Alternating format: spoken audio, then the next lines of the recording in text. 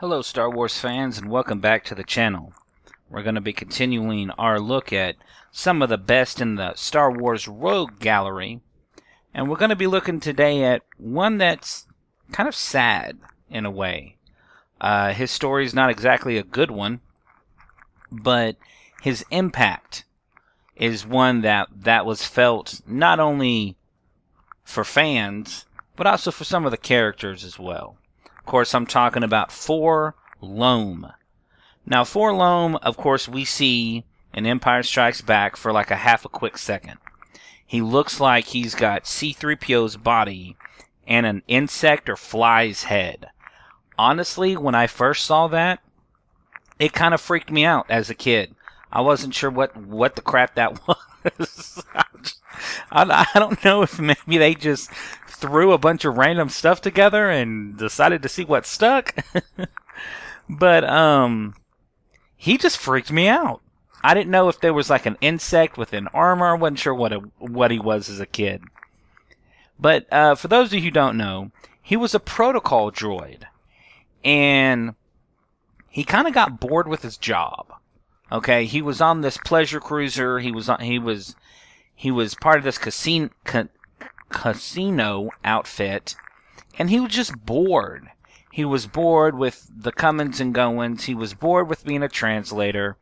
And so what started out as kind of a way to pass the time, he and the ship's computer would try to steal money from the very rich people on board. And then he realized he actually had a love of money. He was evolving in a way that most protocol droids don't. And because of this love of money, he ended up leaving the ship and became quite an expert thief, hacker, information broker, and later became a successful bounty hunter. He was able to splice through systems faster than most people could. Not only that, but he thoroughly enjoyed the chase. He loved being able to pick through systems, the ones and zeros of it all.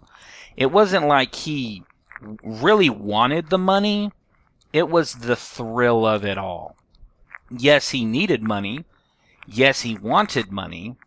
But it wasn't like he needed it to stay alive. It was just, what's the next test? How can I get this? Who's going to be the best? Me. Later, he ended up working for Jabba the Hutt, as most bounty hunters do. And Jabba actually tweaked his programming a little bit. And that's when he really got a taste for bounty hunting. That's when his love of challenging himself stopped. Well, it didn't stop, but it changed from computer systems to entities, to people, to individuals. He became good friends and allies with Zuckuss. And this is where the story takes a turn for the good, and then it doesn't. They were often considered the best duo, LOM and Zuckuss, by Jabba the Hutt and other Hutts. With Zuckuss's ability to just find anybody, and LOM's ability to hack systems, find information, they were a formidable duo. And that's why we see them kind of backing each other up in Empire Strikes Back. At one time, LOM wanted to achieve intuition and even master the Force, as him and Zuckuss had actually infiltrated the rebellion, and Zuckuss used to meditate. I guess it's a species thing, but this protocol droid, LOM, wanted to master the Force. He wanted to be more, I guess, human, mortal, more carbon, whatever you want to call it. Unfortunately, those dreams were never achieved, because LOM, on an assignment, suffered quite a bit of damage to his core. And so his memory had to be wiped in order to completely restore all the damaged parts. And because of this memory wipe, any desire to be more than a droid any desire to achieve the Force, any desire to achieve emotion was gone. Any desire to have friends was gone. So Zuckuss, of course, in his long history of just really sad developments, he lost a friend. And 4-LOM became cold, distant, and opted to work alone.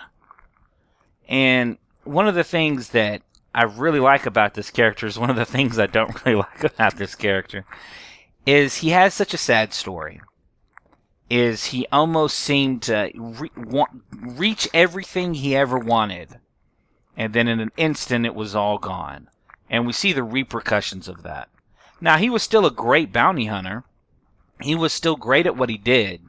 But what made 4-LOM so relatable was gone. But what do y'all think about this? Have y'all heard of 4-LOM before? Did you know who he was in Empire Strikes Back?